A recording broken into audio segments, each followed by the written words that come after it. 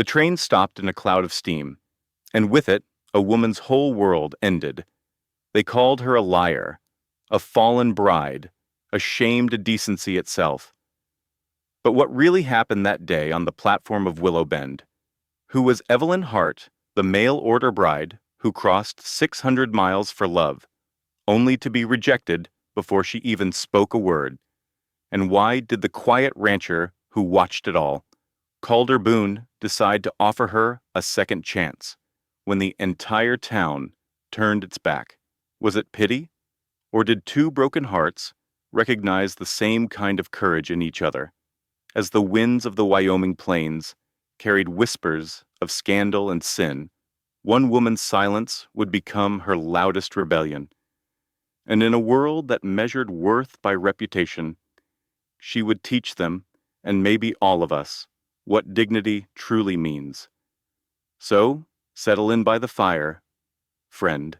Hit like, share, and subscribe to our channel, Wild West Echoes, and let's ride back to a time when truth was the only weapon a woman could carry.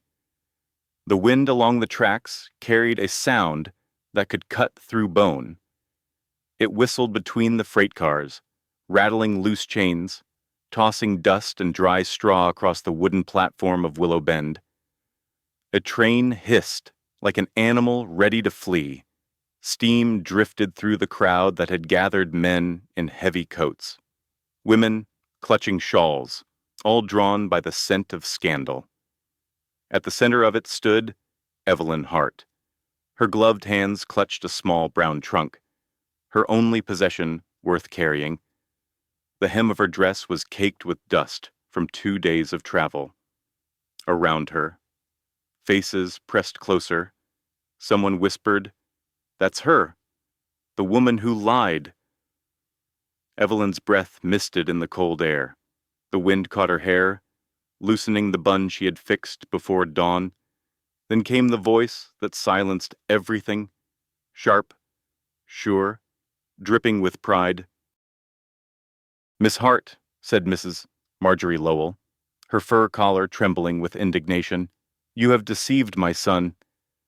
Evelyn turned slowly. She met the older woman's eyes, steel gray, unflinching. "I beg your pardon," Evelyn's voice was soft but steady.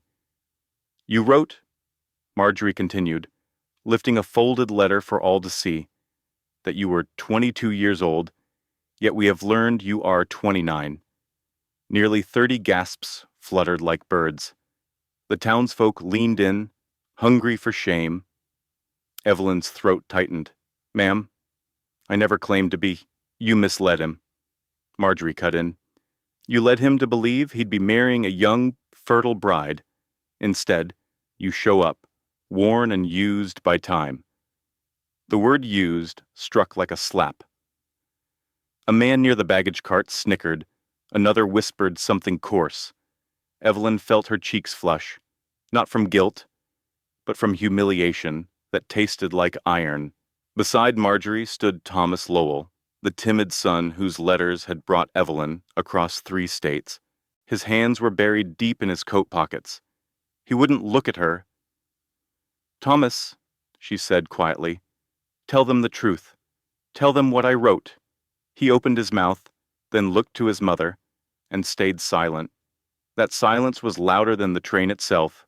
The wind rose, catching the edge of Evelyn's skirt and lifting it like a flag of surrender. She gripped the fabric to keep from shaking.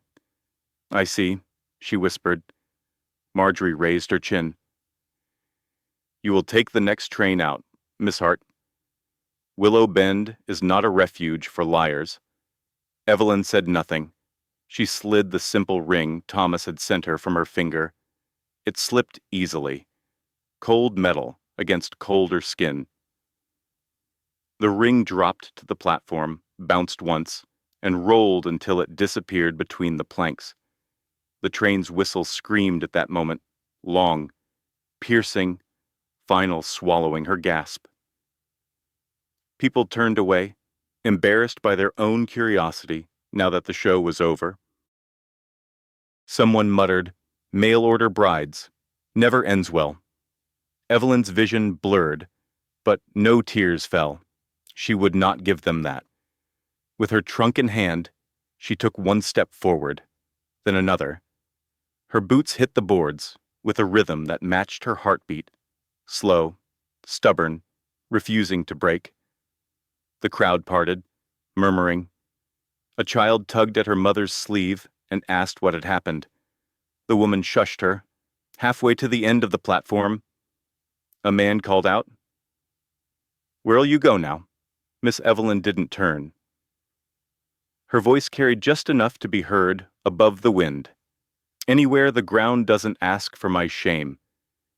And then she was gone down the steps, into the wide dirt road that curved away from town. The prairie stretched out ahead, endless and pale under the fading sun.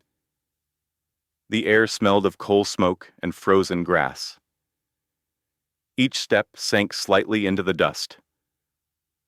Her shoes were thin. She could feel every stone. She walked until the platform noise disappeared behind her, replaced by the steady moan of the wind.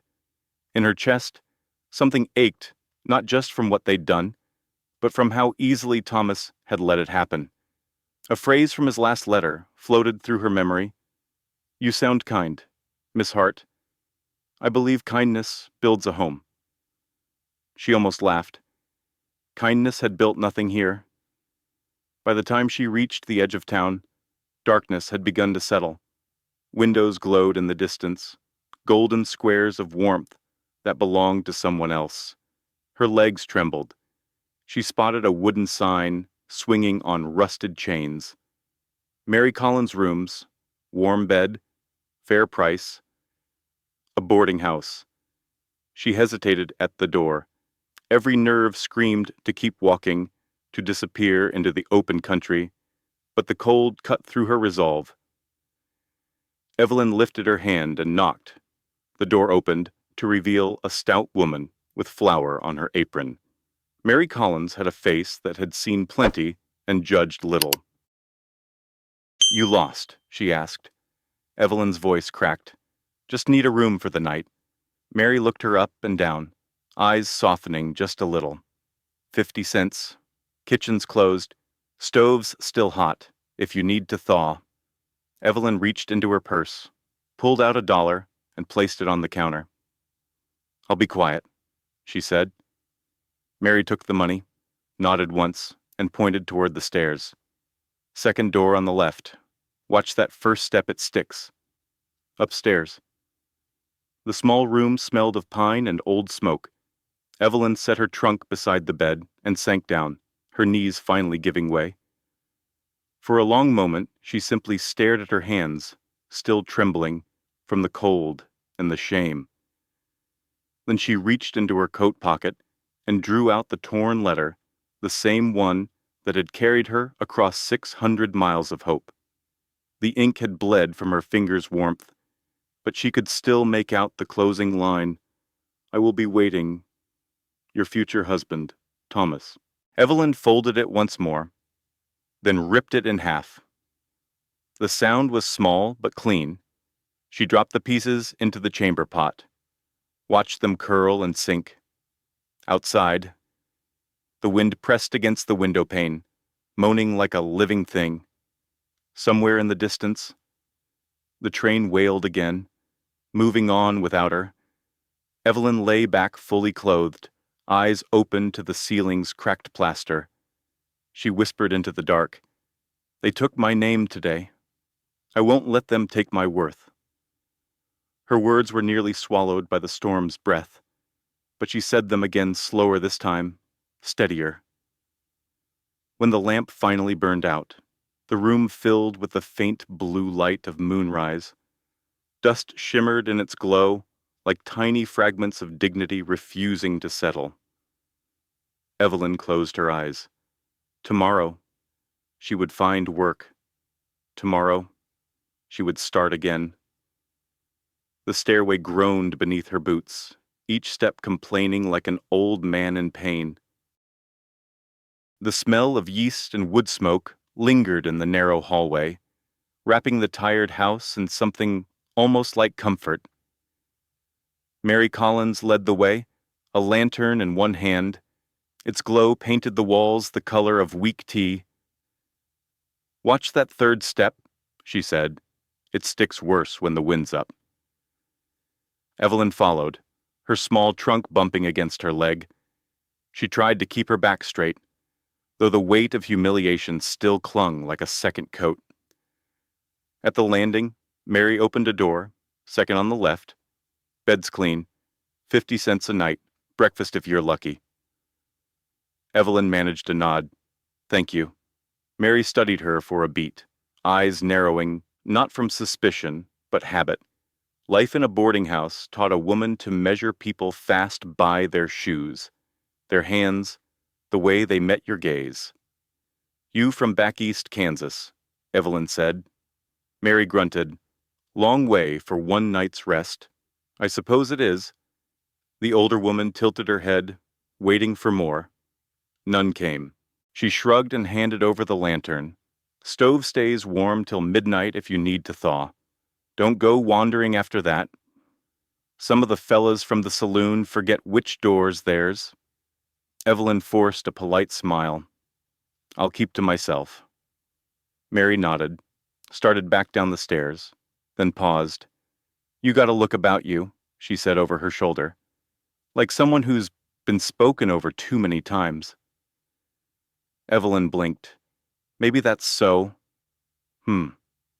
Mary's footsteps creaked away.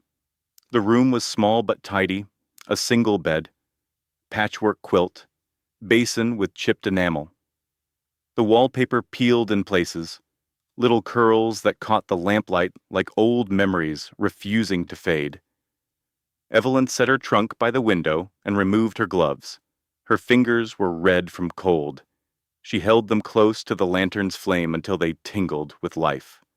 The window pane rattled softly. Outside, the main street of Willow Bend stretched like a ribbon of dust and shadow. Lamps flickered in the saloon below. Voices rose. Laughter spilled into the night, then faded under the wind's long sigh. She sat on the edge of the bed. The springs gave a weary squeak, as if welcoming another soul carrying too much. Her gaze drifted to the small mirror nailed to the wall. The glass was spotted, but she could still see the outline of her own face, cheeks pale, lips cracked, eyes rimmed with fatigue. A woman who had traveled 600 miles to be told she wasn't worth the promise written in a man's hand. For a moment, the anger stirred again. Then it ebbed, replaced by something quieter, an ache that reached bone deep. She spoke to the mirror, her voice low, barely a breath. "They don't know me, yet they decided who I am." The words hung there, trembling in the stale air. A faint knock startled her. Mary pushed the door open a crack. "Forgot to tell you baths down the hall. If you've a mind to wash, water's cold, though." Evelyn turned, surprised. "Thank you. Mrs. Collins." "Mary's fine." "Mrs. Collins makes me feel like a widow twice over." Evelyn allowed the smallest smile. "Then Mary it is." The older woman lingered. Her eyes softened, just a trace. "If folks give you trouble in this town, don't pay 'em mind. People here talk faster than they think." Evelyn nodded. "I've noticed." Mary huffed. "It's the cold. Makes mouths run to keep warm."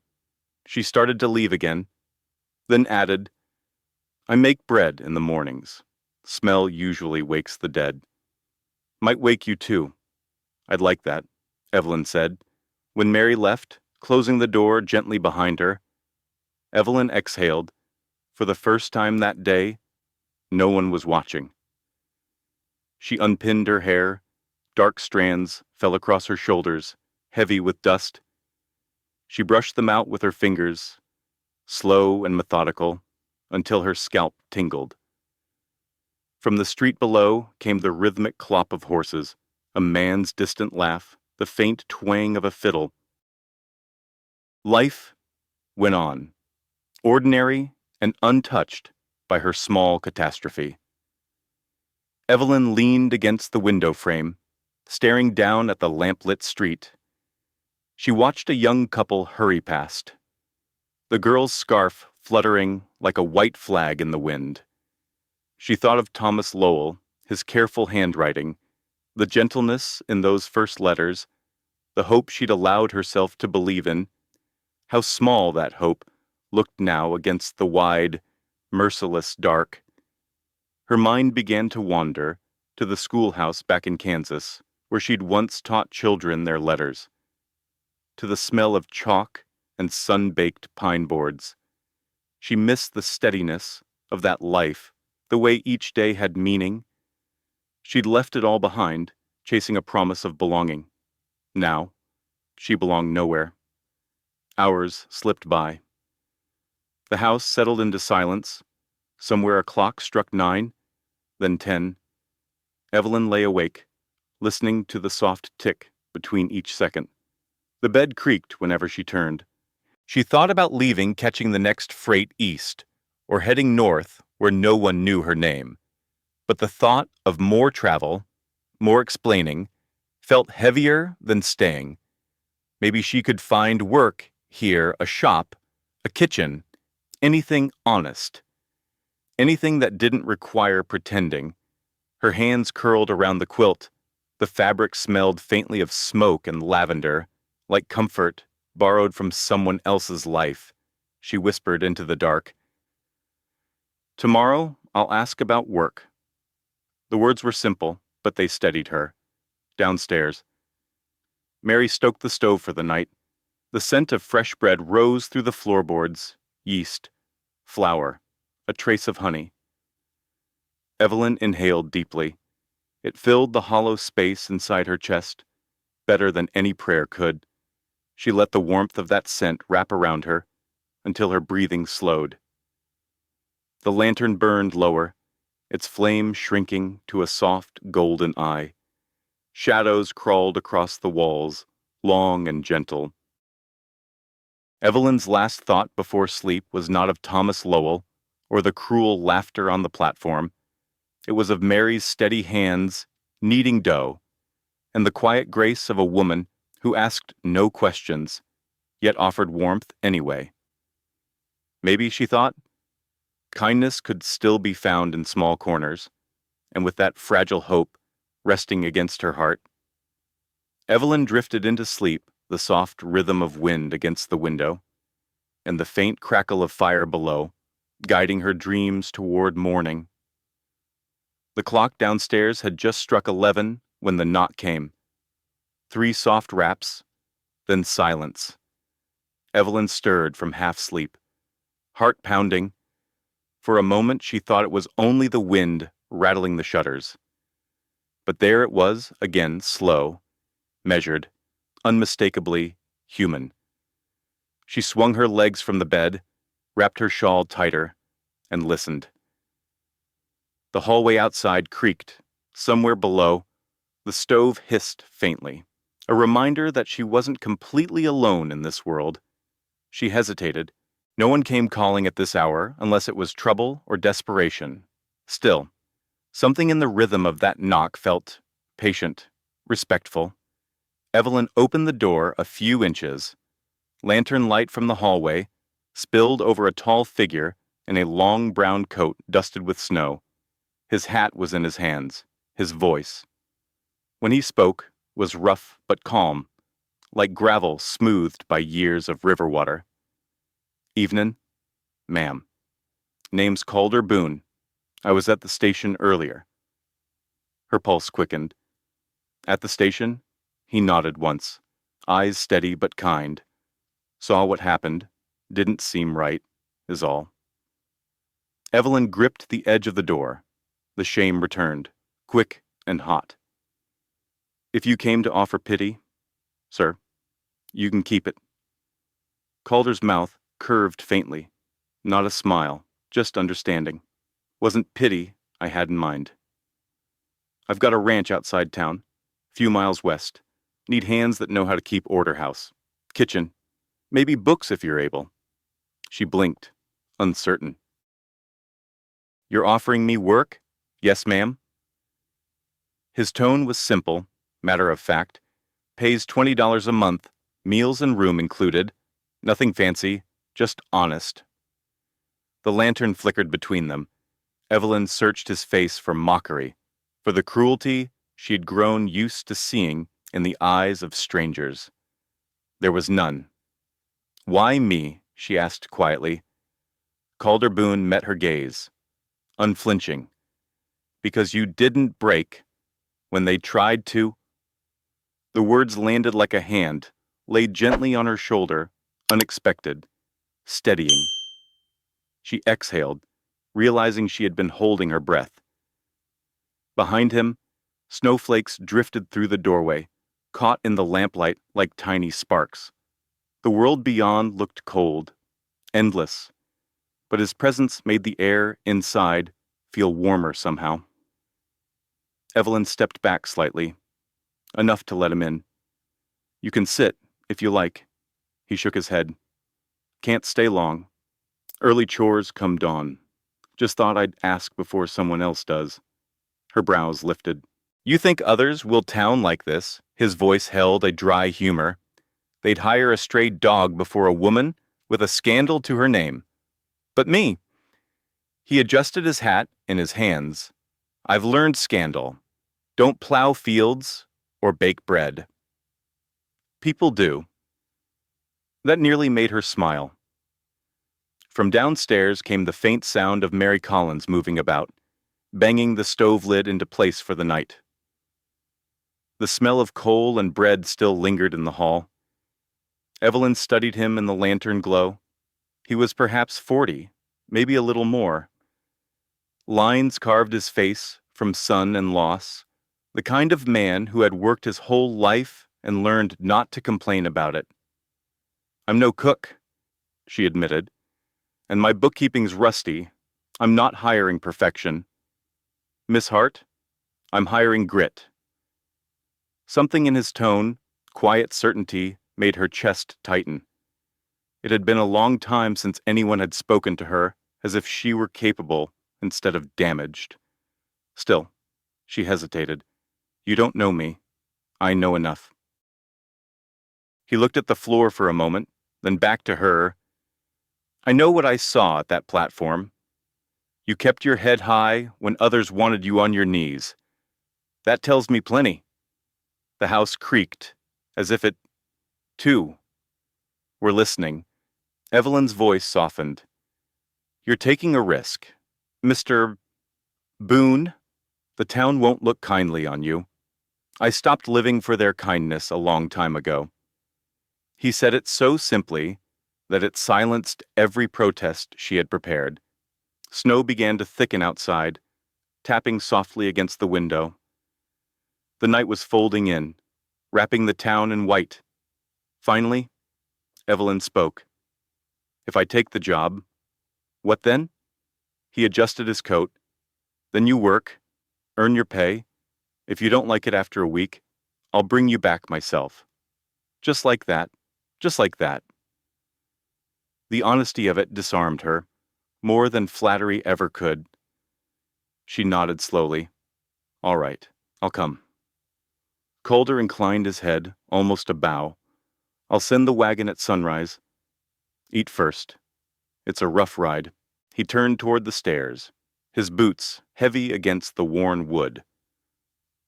Before he reached the bottom, Evelyn called after him, Mr. Boone. He paused, looking back up at her through the dim light. She swallowed. Why are you helping me? For the first time, he almost smiled, small, tired, but real, because decent folks are hard to come by. Miss Hart? Would be a waste to let one freeze. Then he was gone. The front door closed with a soft click, letting the wind rush in for half a heartbeat before silence returned. Evelyn stood in the hall for a long moment, the lantern flickering in her hand. The smell of snow drifted through the cracks, clean and sharp. She walked back into her room, set the lantern on the table, and stared at her reflection in the dark glass of the window. The faint ghost of her face stared back tired, uncertain, but alive. She whispered, half to herself, half to the night, "Don't break, Evelyn. Not now." The lantern flame wavered, then steadied. She blew it out, leaving the room swallowed in soft darkness. Beyond the walls, the wind moved through Willow Bend, sweeping away the last traces of the day's gossip. Somewhere out there, a rancher named Calder Boone rode into the snow, carrying with him a quiet promise she couldn't yet name. Only the sound of the wind remained low, steady, and strangely comforting. The wagon rolled west through the gray dawn, wheels creaking over frozen ruts. Evelyn sat beside Calder Boone, her hands tucked inside her shawl, breath clouding the air. The prairie stretched wide and endless, rimmed by mountains that caught the first light like old silver. Neither spoke for the first mile. The silence between them wasn't awkward, just the kind that settles when two people have known too much noise in their lives. After a while, Calder said quietly, "It's near 5 miles out. Place used to belong to my father. Been run down some." Evelyn glanced sideways. "You live alone mostly. Couple of ranch hands come by when the herd's in. But the house, it's just me." She nodded, watching the horizon where the light bled slowly into color. 5 miles isn't far. He gave a faint smile. It feels longer when you're lonely. The rest of the ride passed in companionable silence. When the wagon finally crested a hill, the Boone Ranch came into view, a cluster of weathered buildings leaning into the wind, fences half broken, a barn roof sagging, and the main house standing proud but tired. Evelyn climbed down, boots crunching on frost. The air smelled of hay, ash, and something almost forgotten hope. Calder handed her a key. "Rooms on the east side. Stove needs tending. Pantry's near empty. Take what you need from town once you settle." She accepted the key. "Thank you. I'll start with the kitchen." He nodded once and led the horse toward the barn, leaving her to the house. Inside, dust lay thick as memory. Sunlight spilled through the windows, catching motes that danced lazily in the stillness. Evelyn ran her gloved fingers along the mantle came-away gray. She rolled up her sleeves. "All right," she whispered. "Let's wake you up." The first hours were quiet but full of motion. She scrubbed the hearth, beat the rugs, opened every window she could unstick. The wind poured through, wild and clean. In the pantry she found flour gone hard, sugar clumped to stone. But the smell of yeast from an old crock made her smile. It was still alive, somehow, waiting. By noon, her arms ached, her hair clung to her face, but she could breathe again. The house was beginning to breathe, too. When Calder returned from the barn, he stopped in the doorway, hat in hand. "Well," he said after a moment, "I reckon I haven't seen sunlight in here for 2 years." Evelyn straightened, brushing dust from her skirt. "It was hiding. I just helped it find a way in." He chuckled softly. "You're not afraid of hard work. I'll give you that." She wiped sweat from her brow. "Work's easier than thinking." He studied her for a second, then nodded as if he understood. By evening, she had soup simmering on the stove. The smell of onions and wild herbs filled the kitchen, seeping into the walls. Calder came in, washed his hands at the basin, and sat at the table. They ate without much talk, spoons clinking gently against bowls. Outside, the prairie wind eased, trading its sharp whistle for a hum. When they finished, he leaned back. "You cook like you mean it." "I cook to survive," she said. "That's close enough to mean it." He smiled barely there, but real. Then his gaze drifted toward the window, distant. Evelyn followed his eyes. The last light of day caught on the mountains, painting them gold for one brief moment before dusk swallowed them whole. He spoke so softly, she almost didn't hear him. "My boy would have liked you." She turned to him. "You have a son had—" A long pause. "Samuel. Died 3 winters ago. Pneumonia took him fast. His mother never quite came back from it." Evelyn's hand froze on the edge of the table. "I'm sorry. Me too." He reached for his hat, fingers tracing the brim. "Sarah, my wife, she followed him the next year. Fever." There was nothing to say after that. Grief didn't need words. It only needed space. She studied his profile in the dim light, the hollow beneath his cheekbones, the stillness around his mouth. He hides pain like folks hide fine china behind locked doors, too precious to touch. A single candle flickered between them, its flame steady despite the draft. Later, as she cleared the dishes, she noticed something outside the kitchen door, a small glass of milk, sitting on the porch rail, the kind a mother might leave for a child who'd never come home. When she brought it in, Calder looked up.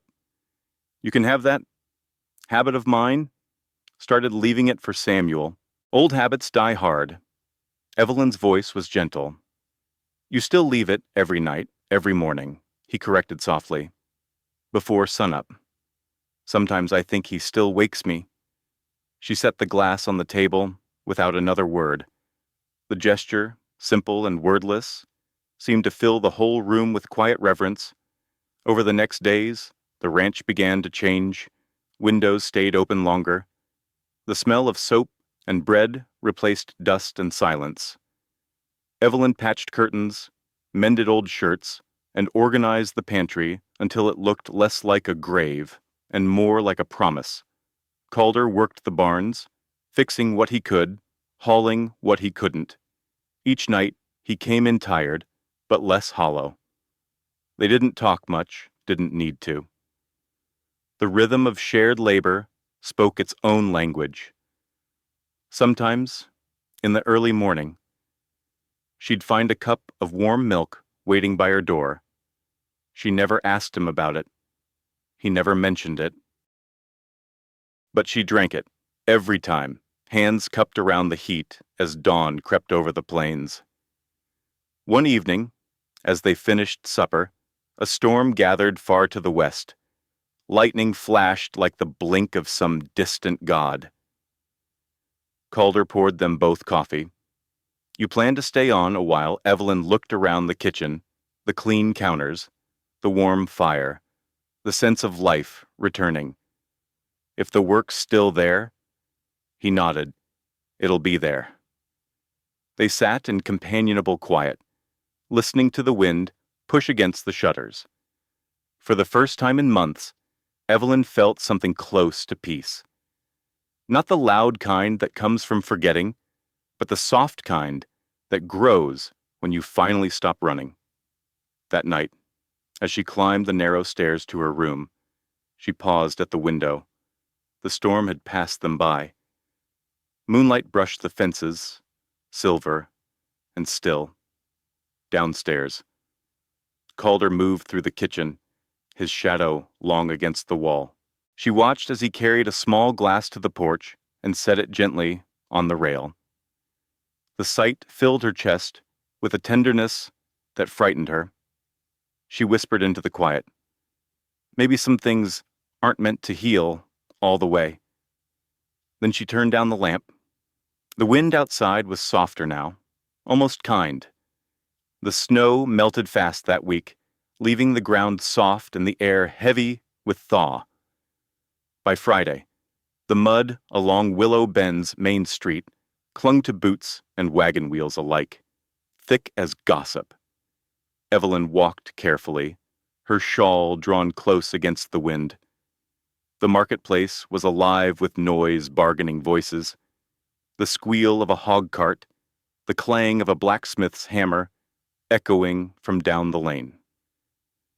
It should have felt like any ordinary day, but ordinary had a way of vanishing once people knew your name. She felt the first pair of eyes before she saw them, a woman by the flour barrels, pausing mid-scoop, her mouth curving into a whisper meant to sting. Then another behind the counter, voice low and syrupy. That's her. The one staying out there with Boone. Evelyn pretended not to hear. She moved through the narrow aisles of the general store, choosing flour, salt, and coffee beans one by one. The air smelled of kerosene and dried apples. Her fingers trembled only once, when she heard laughter break too quickly behind her. At the counter, the clerk, a man she hadn't seen before, cleared his throat. "Mr. Boone's account still good for supplies." She nodded. He said to put it on his line. The man's smile didn't reach his eyes. "Course. Just making sure." "Miss." She paid for what she could, collected the rest, and stepped back into the street. The sky hung low, gray with unfallen rain. Across the way, she spotted Mrs. Marjorie Lowell standing near the milliner's shop, a hand resting on her son Thomas's arm. Marjorie's voice carried easily over the wind. She's living under a man's roof, alone, no ring, no preacher's word between them. Thomas looked uncomfortable. "Ma, hush," she snapped. "Decency matters, even when men forget it." Their eyes met across the street.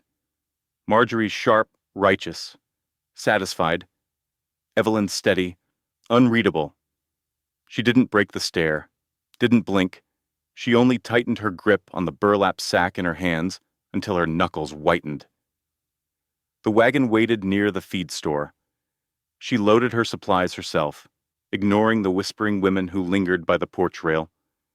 One of them murmured, "She walks like she don't hear a thing." Another replied, "Maybe she don't. Maybe she's too proud." Pride. That was the word they used when a woman refused to bow. Evelyn climbed onto the wagon seat, set the reins, and gave the horse a soft click of her tongue. The wheels turned, mud sucking at them as though reluctant to let her go. She didn't look back. The ride home was longer than usual. Wind tugged at her scarf, carrying faint echoes of laughter from town. The hills rolled out before her brown grass, gray sky, the faint promise of green beneath. Halfway down the ridge, she spotted Calder Boone riding toward her. His horse moved steady and slow, head bowed against the cold. When he reached her, he matched her pace. "Town, give you trouble." Evelyn kept her eyes ahead. "They gave me words. I didn't take any home." He nodded, the corner of his mouth lifting just slightly. "Good." For a while they rode in silence. The only sounds were the creak of leather and the wind pushing across the open land. Finally, she asked, "You've heard what they're saying?" He shifted in the saddle, heard it yesterday. "Mary Collins came by for flour. Said folks been talking plenty." Evelyn exhaled through her nose. "And what do you think I think people talk?" She turned to look at him. "That's all." He met her gaze, calm and unbothered. "Let them talk. Words don't mend fences or milk cows. We've got work to do." Something in his steadiness steadied her. Still, the sting lingered. "Easy for you to say." "They call me shameless." Calder's voice dropped lower, firmer. "They called my wife reckless for trying to run the ranch after I got thrown from a horse. Called my son soft for liking books more than saddles. Folks will name you anything that makes them feel safer about themselves." Evelyn's throat tightened. She looked away, blinking hard against the sudden heat in her eyes. "You make it sound simple." "It's not simple," he said. "It's just true." The horse snorted as if agreeing. They rode the rest of the way in silence. By the time they reached the ranch, The clouds had begun to break. Sunlight slid through in long gold strips, laying itself gently over the fences, the barn, the wide fields. Evelyn unloaded the wagon without a word. Calder helped her carry the heavy sack of flour inside. When everything was stored, he leaned against the counter, arms folded. "You did good, bringing back what we need." She set the last tin on the shelf. "I'd rather face stairs than hunger." He chuckled softly. "That's the spirit." For a moment, the air between them warmed again. The smell of hay and bread filled the kitchen, and the light from the window painted soft amber on the floorboards. Then Evelyn spoke quietly, her back still turned. "Do you ever get tired of defending what's right?" Calder's answer came slow, thoughtful. "No. But I do get tired of explaining it." She turned, met his eyes. "So, what do you do?" "Instead, I live it," he said simply. That evening, after supper, Evelyn carried a bucket of scraps out to the chickens. The sky had turned pale pink, the air crisp. She could still feel the day's stares pressing against her, faint ghosts that refused to leave. In the distance, she saw the lantern by the barn where Calder worked late, checking the horses. The light swayed gently as he moved, steady as his voice had been on the road. She found herself whispering to the wind, "Let them talk." The words felt strange on her tongue, defiant but freeing. When she returned to the porch, a glass of milk waited there, as always. But tonight, she noticed something new. Beside it, a folded note, simple, unadorned. She opened it, for the days when silence hurts more than noise. No name, no signature, but she knew the handwriting. Inside the kitchen, she set the note in a drawer, next to her Bible, where she kept small things worth saving. The wind outside softened, carrying the smell of damp earth and the faint sweetness of wild sage. Evelyn poured the milk into a cup, sat by the window, and drank slowly. The gossip would still come tomorrow, but tonight, the only voices she heard were the ones inside her, quiet, strong, unbroken. The wind carried the smell of rain that morning, thick and metallic. The wooden sign of Henderson's General Store creaked above the porch as Evelyn Hart climbed the steps. A burlap bag tucked under her arm. She'd come for lamp oil and coffee. Simple errands, but even simple things carried a weight now. Her boots were splattered with mud from the 5-mile ride into town. Her chin lifted just enough to meet whatever stares waited inside. The bell above the door jingled, heads turned, conversations stuttered, then resumed in lower tones. Mrs. Henderson, behind the counter, forced a polite smile. "Mornin', Miss Hart." "Morning," Evelyn said. Her voice was even, steady, like a nail driven straight. She walked the aisles, selecting what she needed: flour, soap, a spool of thread. She could feel every gaze trailing after her like smoke. From the back of the store came the unmistakable voice of Marjorie Lowell, sweet and sharp, all at once. "Well, if it isn't the lady ranch hand." Evelyn froze. She didn't turn. Marjorie's heels clicked on the floorboards as she approached. Her perfume smelled like lilac and powder, a softness meant to hide steel. "I hear you've taken up residence at Boone's place," Marjorie said loudly enough for everyone to hear. "Quite a setup, isn't it? A man alone, a woman with no ring. Frontier living must make morals awfully convenient." A ripple of nervous laughter spread through the store. Someone coughed. Evelyn set her items on the counter with deliberate care. "Mr. Boone employs me, that's all." Marjorie smiled, a slow, cruel thing. "Oh, my dear, you don't have to explain. We all understand a woman's got to eat." The words hit like a slap. Evelyn's hands clenched at her sides. She heard her own heartbeat, loud as thunder in her ears. For weeks she'd endured the whispers, the stares, the silence that followed her name. But something inside her, something long buried, rose up, hot and clear. She turned. Her voice was calm, but it carried through the store like a bell. You talk about decency, Mrs. Lowell, as if you owned it. You buy and sell women like horses, but even horses deserve kindness. The room went utterly still. Marjorie's eyes widened, mouth parting in shock. No one moved. The sound of rain against the windows filled the silence soft, insistent, relentless. Evelyn took a slow step closer. You speak of shame like it's something you can hand out, but the only shame I see here is cruelty dressed up as virtue. Someone near the stove muttered, "Lord help us." Evelyn's gaze swept the room. You can whisper all you like. You can call me names. Question my worth. Twist every truth I stand on, but you don't get to decide what I am. Her voice wavered just slightly, then steadied again. Not you. Not anyone. For a heartbeat, the entire store was frozen. The only sound the steady patter of rain. Even the air seemed to wait. Then Marjorie's cheeks flushed deep red. "How dare you speak to me that way?" Evelyn didn't flinch. Easily. She picked up her bag, turned toward the door, and walked out. The bell jingled again as it closed behind her. Outside, the rain had begun to fall harder, cold needles against her skin.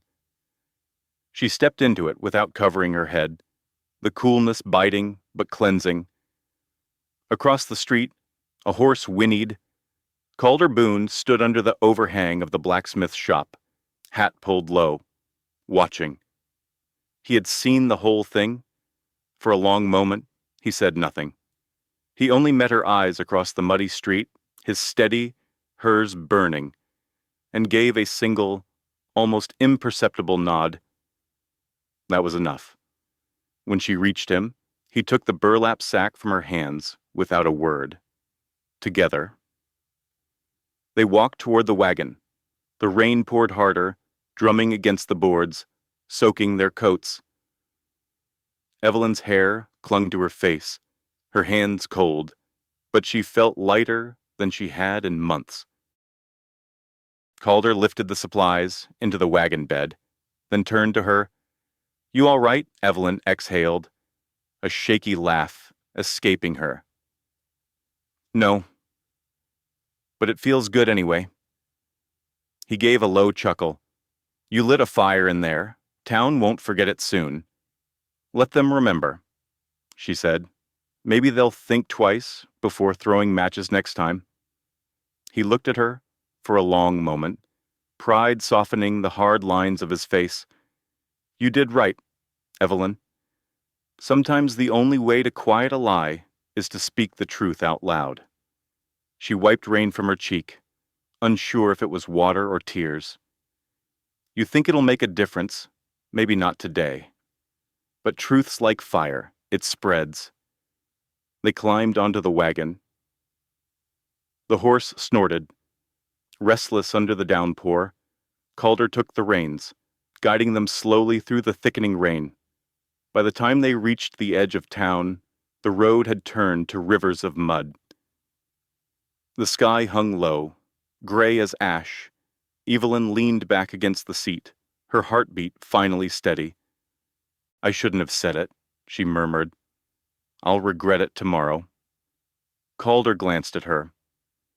"Don't waste a good truth on regret." His words sank deep.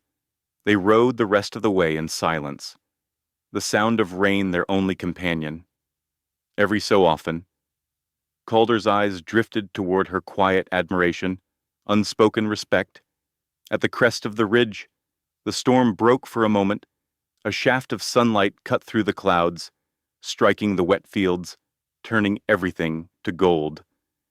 Evelyn looked at it, breath catching. "You ever notice," she said softly, How the land always forgives the sky, no matter how rough the storm. Calder smiled faintly. Maybe the land knows the sky don't mean to hurt it. She considered that, eyes on the horizon. I hope people learn that someday. When they reached the ranch, the rain had faded to drizzle. Evelyn stepped down, boots sinking in the mud. Calder offered his hand. She hesitated, then took it. For an instant, warmth passed between them, solid, grounding, wordless. He released her gently. Go on inside. I'll stable the horse. She nodded, turning toward the porch. Halfway there, she stopped and looked back. Calder stood by the wagon, watching her, water running down his hat brim. Their eyes met again. This time, his expression wasn't pity or concern. It was pride, the kind that said, "You're standing taller now." Evelyn turned toward the house. The lamplight glowed faintly through the kitchen window, soft against the gray. She whispered into the damp air, "Let them talk. I've got my own fire now." Then she stepped inside. The door closed, leaving only the sound of rain easing into silence. The first snow came without warning. One moment the sky was gray and heavy. The next, flakes fell thick as ash, spinning wild in the wind. By dusk, the Boone ranch was buried in white. The windows rattled. The barn door slammed once, twice, before Calder Boone managed to bolt it. The storm roared like a living thing, pressing against the walls as though it wanted in. Inside, the world shrank to the small circle of light cast by the oil lamp on the kitchen table. Evelyn stirred the fire, feeding it another log. Sparks leapt up, bright and frantic, before settling into a steady burn. The warmth smelled of pine and smoke and safety. Wind's coming from the north, Calder said, pulling off his gloves. We'll be snowed in for a day or two. She nodded. Then we'll make do. He smiled slightly at her. Calm. You don't rattle easy. Not anymore, she said. He hung his coat by the door, then poured water into a pot to boil. The sound was comforting, the hiss and pop of the fire like the heartbeat of the house. Outside, the wind howled louder, throwing snow against the window panes in bursts. The lamplight trembled. Reminds me of the winter Sarah took ill, Calder murmured. Evelyn turned. Your wife. He nodded slowly. She'd gone out to fetch water. Wouldn't wait for me. Storm hit fast, just like this one. By the time I found her, she was soaked clean through. Fever started that night. He sat down across from her, eyes distant but soft. I tried everything. Herbs, hot bricks, prayer, didn't matter. By the third day, she was gone. Evelyn said nothing. Words felt too small for that kind of memory. Calder leaned forward, elbows on his knees. She was stubborn. Kind, too. Always said the land listens when you talk gentle to it. I used to think she was foolish. Now I talk to the land myself. He chuckled once, low and rough. Guess she taught me more than I knew. Evelyn watched the firelight flicker across his face, the lines around his eyes, the shadow beneath his jaw. The storm outside made the world feel smaller, safer, like they were the last two souls left alive. After a long silence, she asked softly, "Do you still love her?" Calder's gaze drifted toward the window, where snow swirled in the lamplight. "I love what she taught me to be," he said finally. Evelyn's breath caught. The simplicity of it struck deeper than any poem could. He looked at her, then really looked. You ever love someone like that? Her throat tightened. No. He tilted his head. Or won't say, she smiled faintly, eyes on the fire. I've cared. But loving means trust. And trust she hesitated. Trust feels like putting both hands into fire and hoping it doesn't burn. Calder nodded slowly. Sometimes it burns anyway. Doesn't mean the fire's wrong. The storm howled again, slamming the shutters. Evelyn rose to check them, pressing the latch firm. Her reflection flickered in the glass, ghostly, pale against the dark. When she turned back, Calder was standing near the hearth, staring into the flames. "I buried Sarah myself," he said quietly. Ground was frozen. Took me 2 days to dig deep enough. Thought I'd die out there beside her.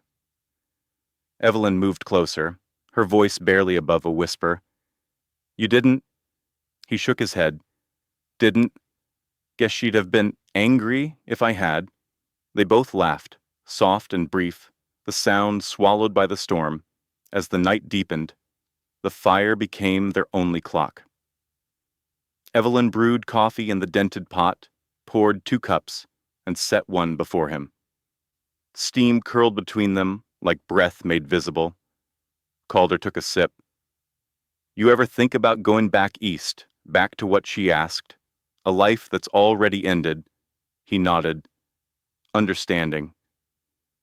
"Sometimes I wonder if the past is just a place we keep visiting because it knows our names." She smiled sadly. "And the present? What does it know? Only what we teach it." The room fell quiet again. The fire crackled, a steady heartbeat in the dark. Evelyn felt the warmth on her face, the rhythm of her own pulse slowing. And beneath the quiet, a different kind of fear began to stir, soft but real. She wasn't afraid of the storm. She was afraid of peace, afraid of feeling safe, because safety could vanish. Her eyes lingered on Calder, the worn strength in his hands. The way his eyes softened when he spoke of Sarah. She could feel the edge of something forming between them, fragile as the flame trembling in the lamp. "Don't reach for it," she told herself. "Don't trust what can break you again." Calder must have seen the thought cross her face, because he said gently, "You can rest easy here. Evelyn, you're safe." She wanted to believe him, wanted it so much it hurt. Outside, the wind screamed once more, then fell away, spent. Snow whispered against the windows now instead of striking. Evelyn rose, placed another log on the fire, and sat back down. "You think it'll last?" she asked. "The storm?" "Yes." He shrugged. "Every storm ends. Doesn't mean the world looks the same when it's done." She nodded slowly. Maybe that's all right. Hours passed. The lamp's flame grew lower, shadows longer. Calder dozed in his chair, hat tilted forward, the soft rasp of his breathing mixing with the hush of the wind. Evelyn stayed awake, eyes on the snow piling against the window.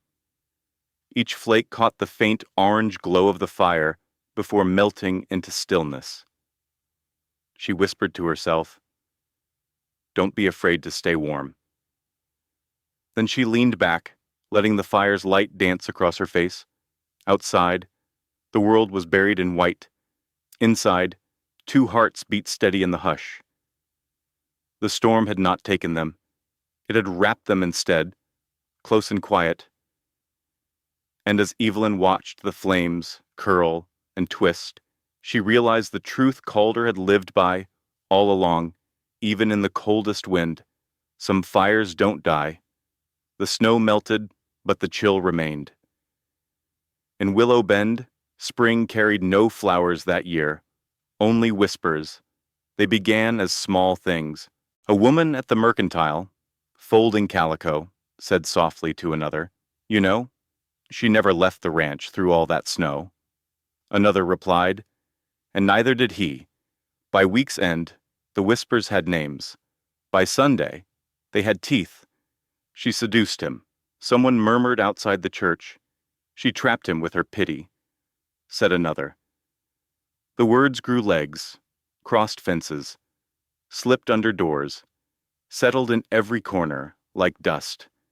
Evelyn felt them Everywhere at the post office, the well, the market, men stopped tipping their hats, women turned their backs.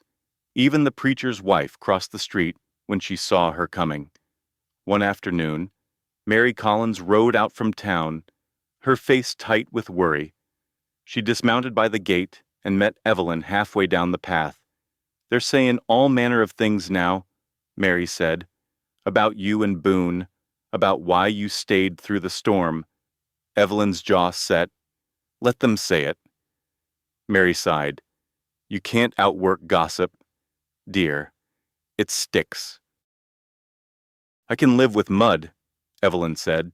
"It washes off." Mary studied her, eyes full of pity she didn't mean to show. "This isn't mud, child. This is tar." That evening, Calder Boone came in late from the barn. His hands were red from the cold, his shoulders heavy. He hung his hat on the hook, slower than usual. "Something's changed," Evelyn said quietly. He nodded. "Smith from town pulled his cattle order, said he'd buy elsewhere." Her stomach dropped. "Because of me." He didn't answer. Evelyn crossed her arms, voice barely steady. "So that's it then. They'll ruin your trade, and I'll be the reason." He looked up sharply. "You're not the reason. Their fear is—" "Fear of what?" "Of a woman who doesn't beg forgiveness."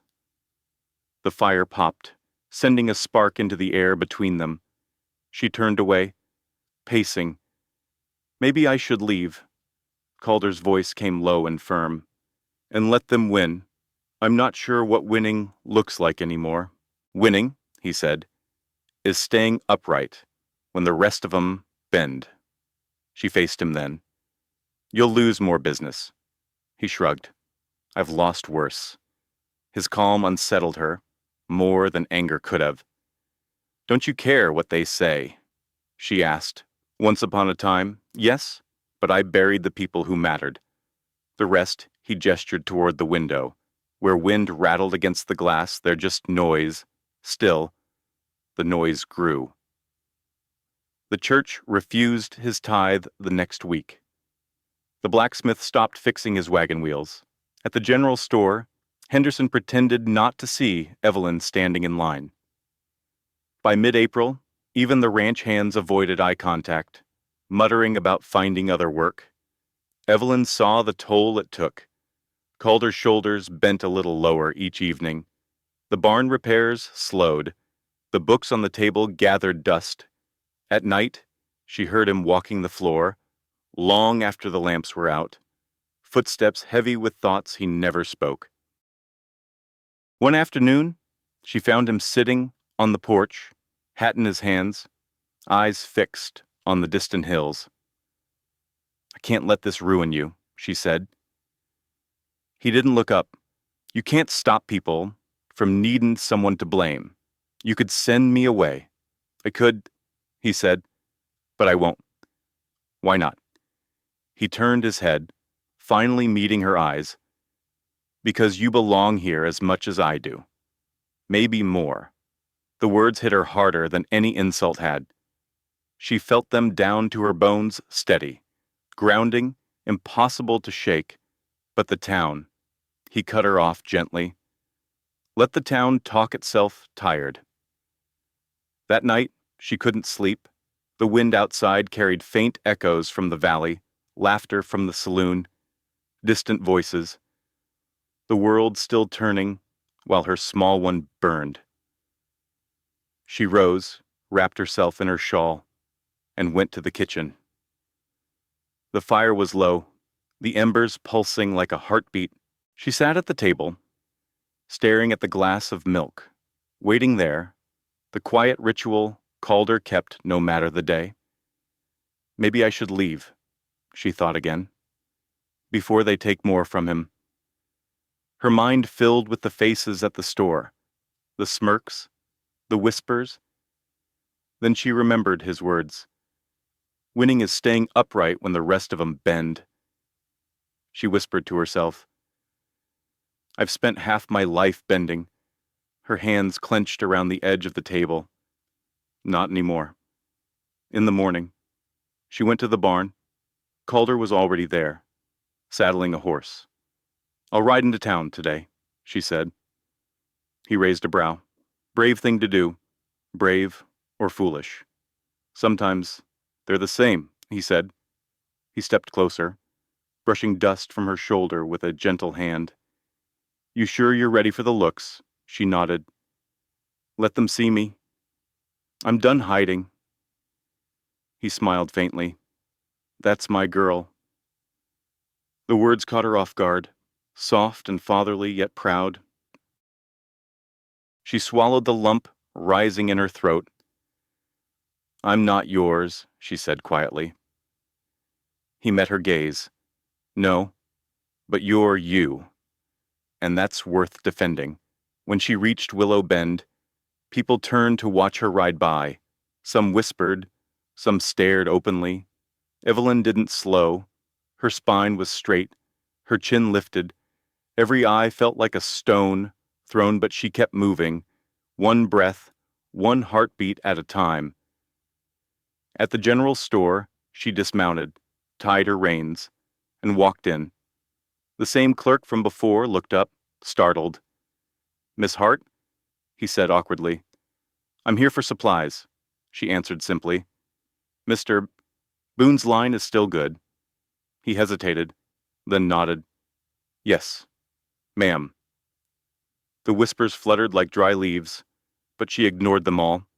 By the time she left, she could feel the stares burning against her back, but she also heard something else silence. The first silence that wasn't full of judgment, the kind that sounded like thinking. Maybe Calder was right. Maybe truth did spread, just slower than lies.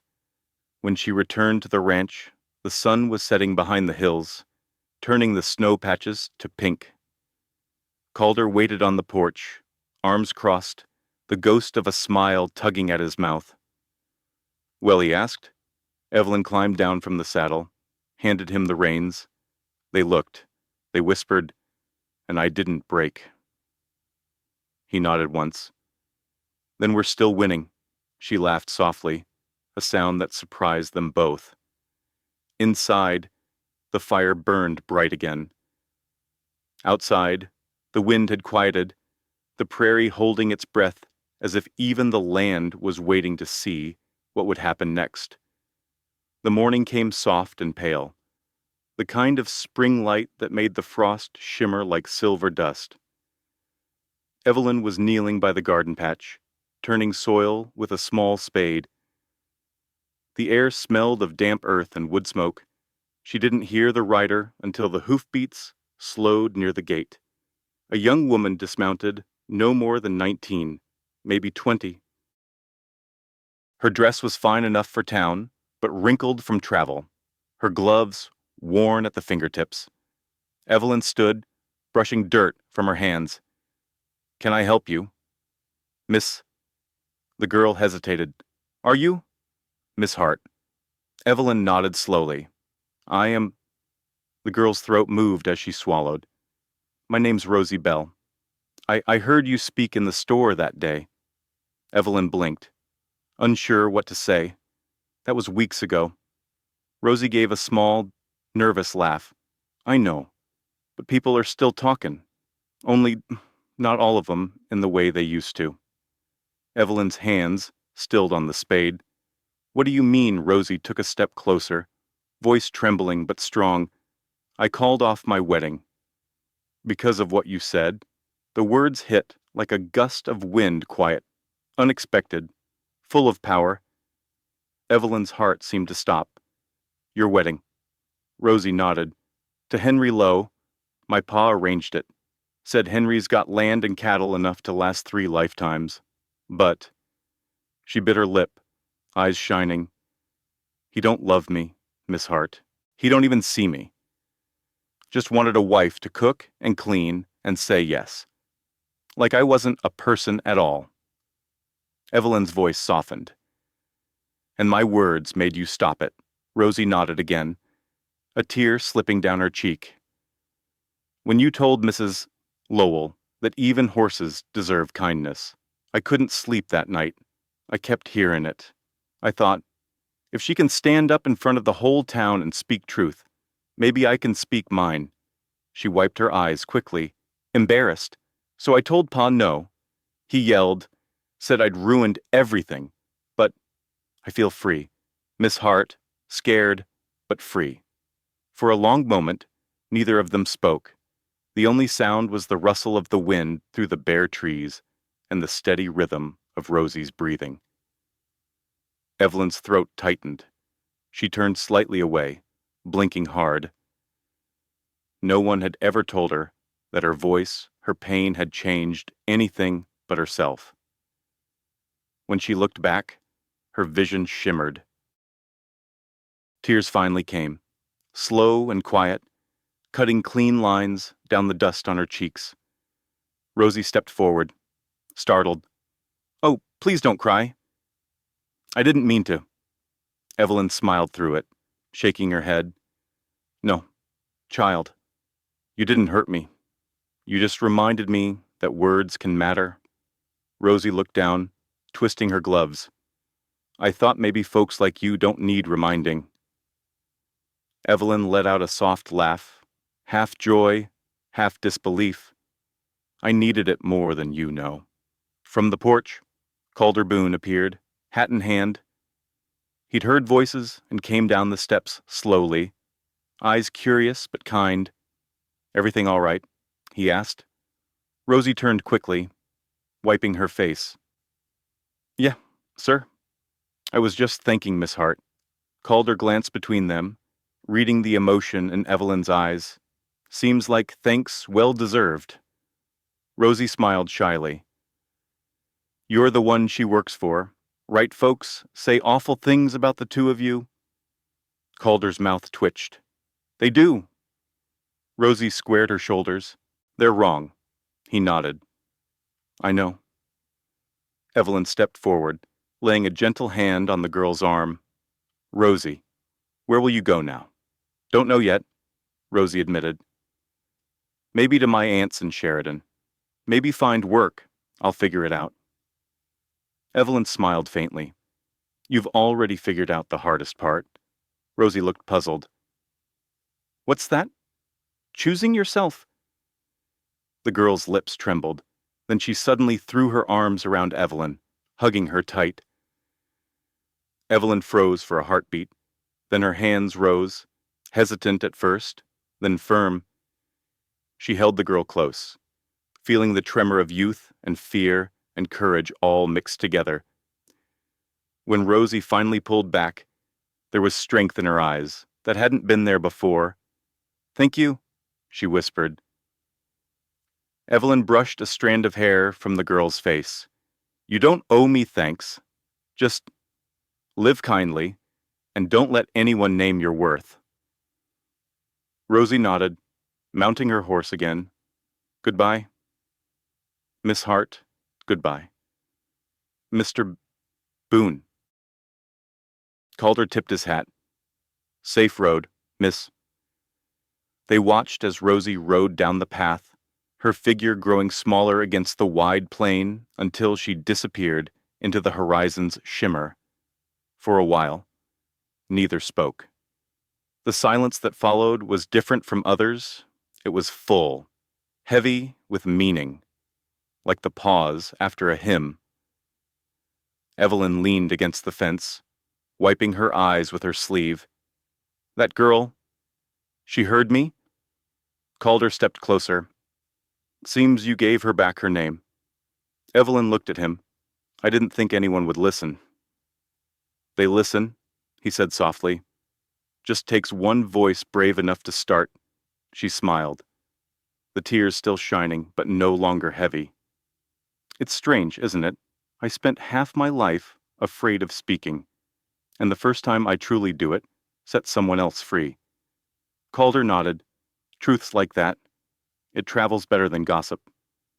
She laughed through her tears. "You always make it sound simple. Simple don't mean easy." They walked back toward the house together. The wind had softened, carrying the smell of new grass beneath the melting snow.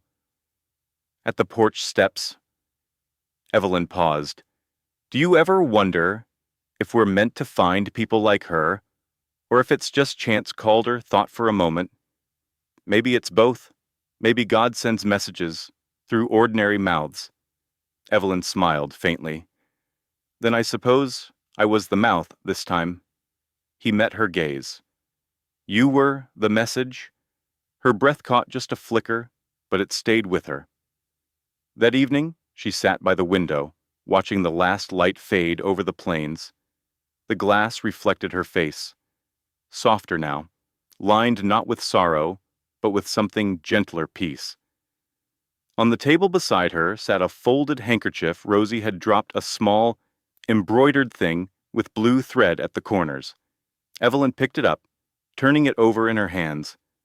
The stitching wasn't perfect, but it was honest, she whispered. If one word can save one soul, maybe that's enough. The wind brushed against the house like a sigh. Inside, the fire burned low and steady, the same way her heart did, no longer fierce with anger, but alive with purpose. The bell of Willow Bend Church rang low across the valley that evening, the sound dull and heavy in the cold air. Inside, the pews were full farmers in dust-stained coats, wives in Sunday dresses, hands clasped in judgment and curiosity alike. Oil lamps flickered along the walls, their light bending across faces drawn tight with something more than piety. Evelyn sat near the back, shawl around her shoulders, head high. She had been invited, no, summoned. Word had gone around, Marjorie Lowell had called for a community meeting, a righteous gathering to discuss the moral decay taking root among us. Everyone knew what she meant. Marjorie stood at the front, her figure framed by the pulpit, her hands folded like prayer made of ice. Brothers and sisters, she began, voice smooth as silk stretched thin. We have a duty to keep our town pure, our children safe, our faith unblemished. A few heads nodded, others shifted uneasily. She let the silence build before speaking again. There is a woman among us, she said, who lives on a man's land, under his roof. Without the blessing of marriage, she defies God's order and flaunts her sin before us all. Murmurs rose, whispers, turning to noise. Evelyn felt every gaze turned toward her like a physical weight. She didn't move. Her hands were folded in her lap, steady. Marjorie lifted her chin. I say it's time we set a line between decency and disgrace. For the sake of Willow Bend, I propose we deny trade to Mr. Boone and refuse that woman entry to our church until she repents. Gasps fluttered, soft and sharp. From the second row, a man cleared his throat. Seems harsh. Mrs. Lowell, ain't no harm been proven? Marjorie's voice sharpened. Harshness is mercy when sin spreads unchecked. Evelyn's pulse thudded in her ears. She wanted to speak, wanted to stand, but before she could rise, the sound of boots echoed from the back of the church. Calder Boone stepped forward. He removed his hat, holding it loosely in his hands as he walked down the aisle.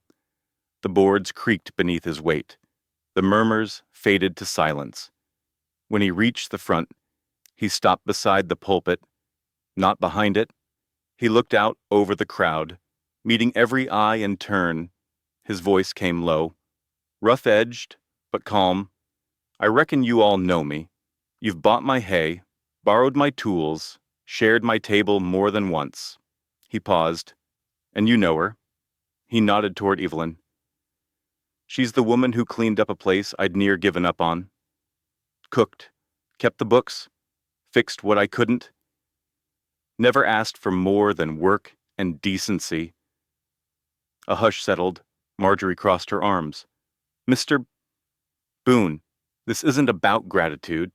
It's about morals. Calder turned to face her, and the quiet in his tone cut sharper than anger ever could. Morals. If decency means cruelty, I'll gladly be indecent. The words struck like thunder in the still air. No one breathed. He took a step closer to the pulpit. You call her shameful, but what she's done is work honest and live straight. I've seen shame. Mrs. Lowell, and it looks a lot more like folks who kick others while they're already down. Marjorie's face flushed. You dare stand in a house of God and twist right into wrong. He met her glare evenly. I'm not twisting anything. I'm reminding you that kindness don't need permission. Someone near the back coughed. Then another voice, old and cracked, spoke up. He's right. Heads turned. It was Reverend Green, the gray-bearded pastor who'd stayed silent till now. He leaned on his cane, voice thin but sure. I've buried men who sinned louder than this woman's ever spoken. If her only fault is surviving judgment, then maybe the judgment's the real sin. The murmur that followed wasn't outrage, it was thought. Evelyn felt her throat tighten. She hadn't planned to speak, but something inside her rose, like it had that day in the store. She stood. The wooden pew groaned softly beneath her. If you need someone to blame, she said quietly, then blame me. But know this, what you call shame is the only thing that kept me alive. Her voice shook once, then steadied. I came here to start again, to work honest, to belong. If that's a sin, then I'll carry it gladly. Silence followed, the kind of silence that hums, that breathes, that changes shape. Marjorie's mouth opened, but no words came. She looked around for agreement and found none. Even Thomas Lowell, standing behind her, kept his eyes on the floor. Then, slowly, a woman near the middle row nodded. Another followed. Then a man. No one cheered, no one clapped, but heads began to tilt forward in quiet assent. The tide had shifted softly, silently, but enough. Marjorie's voice, when it returned, trembled. You're all blind. You'll see soon enough. She gathered her shawl, turned sharply, and strode out into the cold night. The door slammed behind her. For a long moment, no one moved. The only sound was the wind whistling through the eaves and the slow creak of the lantern chains. Then the Reverend cleared his throat. We'll close in prayer. But his tone carried a weight of peace, not punishment. As people began to file out, a few stopped to nod toward Evelyn's small gestures. Shy but genuine, others simply didn't look away for once. Calder waited by the door. When she reached him, he tipped his hat slightly, voice low. You did good, she smiled faintly. So did you. He looked back toward the pews, where the light still flickered against the wood. World's a stubborn place, he said. He sadint. But even rock cracks when the river keeps running. They stepped outside together. The wind had calmed. Stars were beginning to show between the clouds, faint but bright enough to guide the way home. As they walked down the quiet road, Evelyn glanced over her shoulder at the church, the same building where she'd once been called a disgrace. Tonight, it looked different, not softer, exactly, just honest. A world doesn't fall all at once, she thought. It cracks first, small, slow, and lets the light in. The snow had melted down to its last thin crust, leaving the ground soft beneath the boots and the air filled with the smell of thaw. The prairie was waking up slowly, cautiously, like an old man, stretching after a long sleep. Evelyn stood on the porch, hair loose in the morning wind, watching the first green tips push through the brown earth. Behind her, Calder Boone hammered the hinge back onto the door, his rhythm steady and sure. Spring's late this year, he said, tightening the screw. Evelyn smiled faintly. Maybe it was waiting to see if we'd make it. He chuckled under his breath, set the hammer down, and leaned against the rail. We did. They stood there for a moment, side by side, listening to the call of a meadowlark echo across the open fields. The sound carried hope, plain and honest. Calder turned to her, wiping his hands on a rag. You can leave now. Evelyn, no shame in that. She looked at him, eyebrows lifting slightly. Leave. He nodded. The town's quieter now. You could go back east if you wanted. Start over clean. No more whispers to chase you down. Evelyn considered that for a long time, her gaze drifting toward the far hills where the land met the sky. The idea of leaving of new places, new faces, might once have been tempting, but now it just felt hollow, like wind through an empty room. Finally, she said softly, leaving is easy. Calder watched her, waiting. She turned back to him, voice steady, quiet but unshakable. Staying takes courage. He smiled at that, slow and genuine, as though the words had settled somewhere deep inside him. Then I reckon we'll stay. They spent the next days mending what winter had broken. Evelyn scrubbed the windows until they caught the sunlight clean. Calder fixed the fence rails, whistling tunelessly as he worked. When she came to the porch one afternoon, she found 2 buckets of whitewash waiting by the door, brushes resting on top. What's this? She asked. He shrugged. Thought the house could use a bit of new skin? Evelyn laughed softly. White paint. You trying to turn this place into a preacher's parlor, just figured it deserved a fresh start, he said. They began at opposite ends of the porch, dipping brushes, dragging long, smooth strokes across the old boards. The smell of lime and sunlight filled the air. Evelyn worked carefully, her brush gliding steady. The white spread like forgiveness over years of weather and wear. Calder paused now and then to watch her. You paint like someone who's done this before. I used to paint fences back home, she said. Didn't trust the boys to do it straight. He grinned. Figures? The sound of their laughter mixed with the rustle of the breeze and the occasional cluck of a hen from the yard. Hours passed without hurry.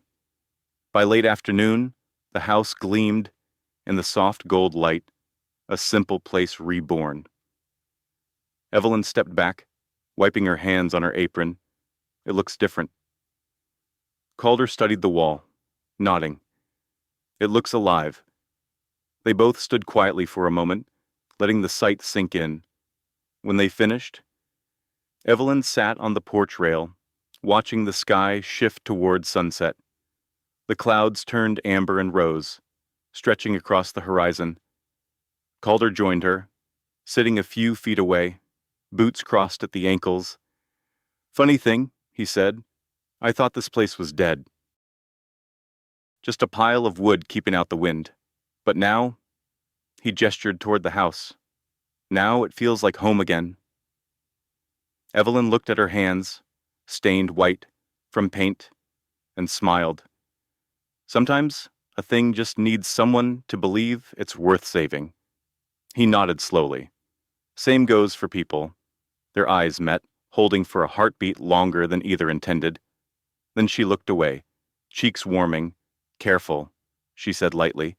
You'll make a sentimental man out of yourself. He chuckled. Too late for that. The silence that followed wasn't awkward, it was full. The kind of silence that comes when 2 people have finally learned to be unafraid of it. A gust of wind lifted a corner of her shawl. She pulled it tighter and looked out across the fields. The land seemed endless and quiet, but no longer lonely. She thought of the woman she'd been the day she stepped off that train, frightened, shamed, hollow.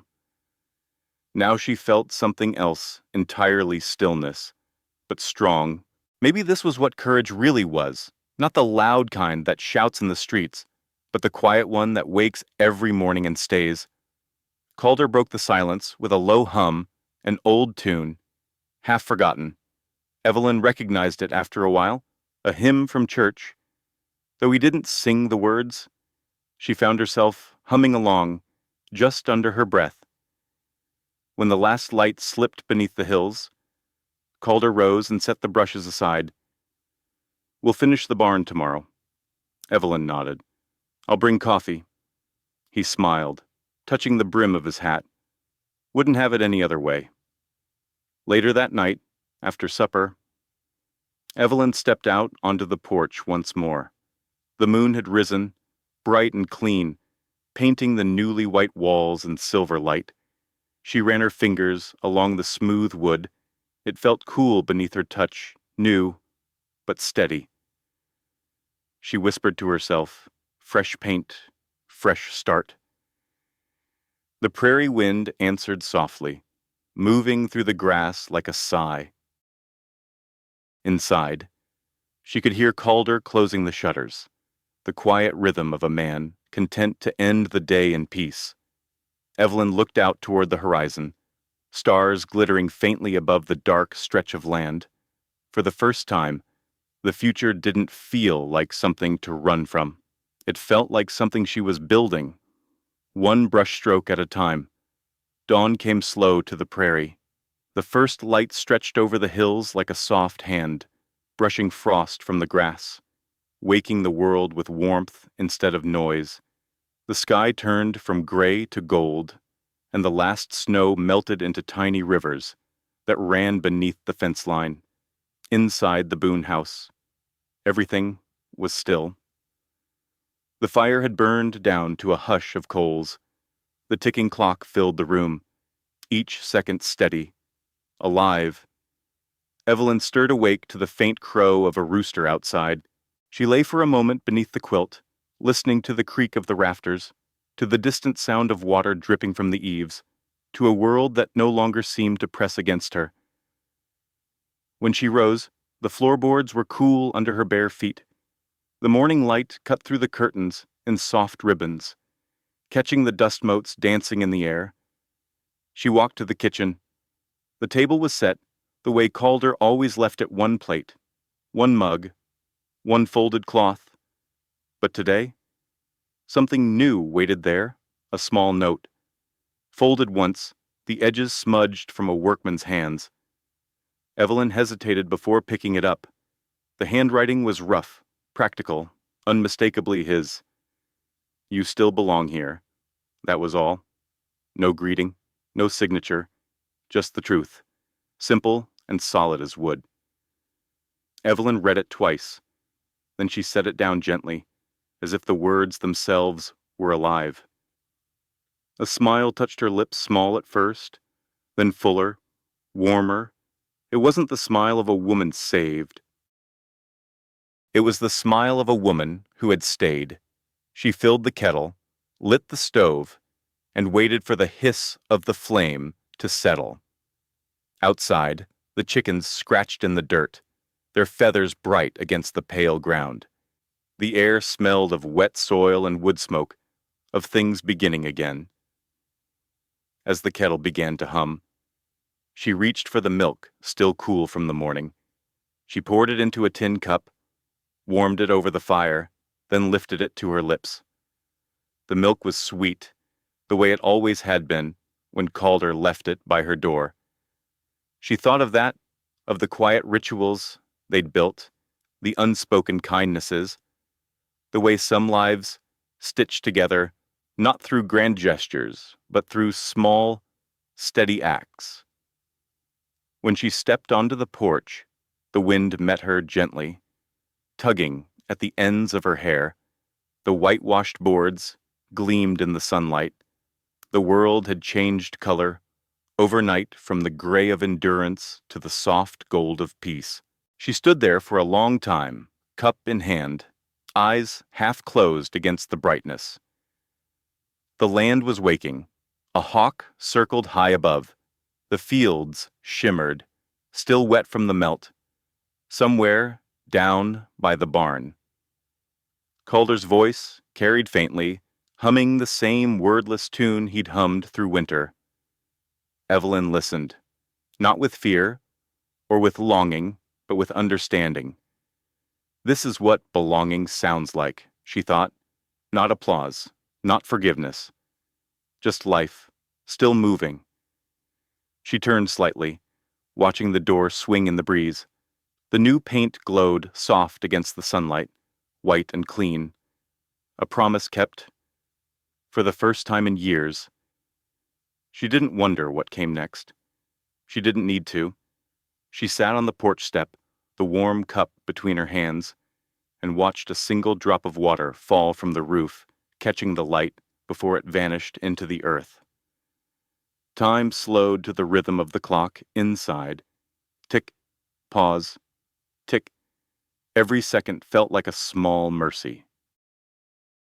Her thoughts drifted to all that had passed the train platform, the whispers, the cold nights, the storm.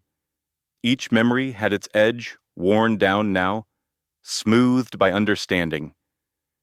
She saw herself as she had been frightened, proud, lost.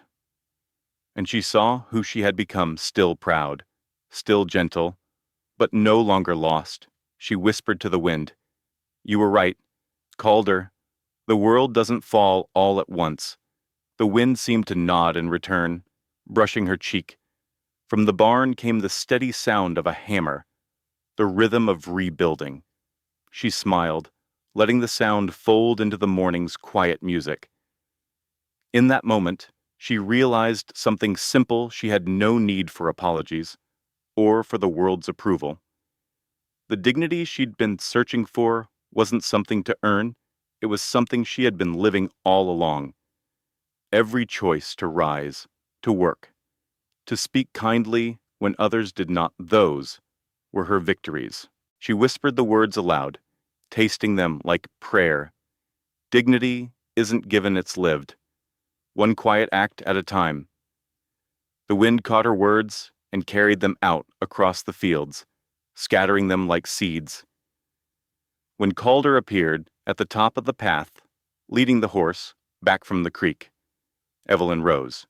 He looked at her and tipped his hat, eyes warm. "Mornin'," he said. "Mornin'." She replied, her smile soft but sure. He noticed the note still on the table behind her through the window. "Guess you found my message." "I did." He grinned faintly. "Good." Meant every word.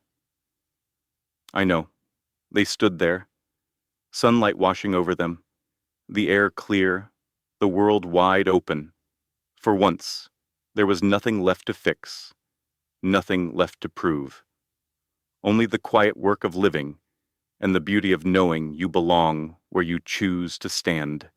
Inside, the clock kept ticking, slow and even.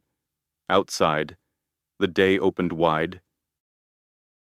Evelyn stepped down from the porch, her boots sinking into the soft, wet ground. She turned her face toward the light, eyes half closed, lips curved in a small, knowing smile.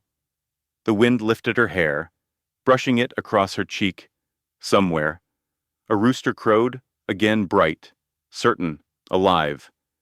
And the world, for once, felt exactly as it should. In the dust and silence of the frontier, Evelyn Hart learned what many of us discover only after a lifetime, that dignity isn't a gift others can give or take away. It's the way you stand when the world looks away. It's the choice to stay kind when cruelty is easier. It's the courage to keep showing up, even when your heart has been bruised by judgment.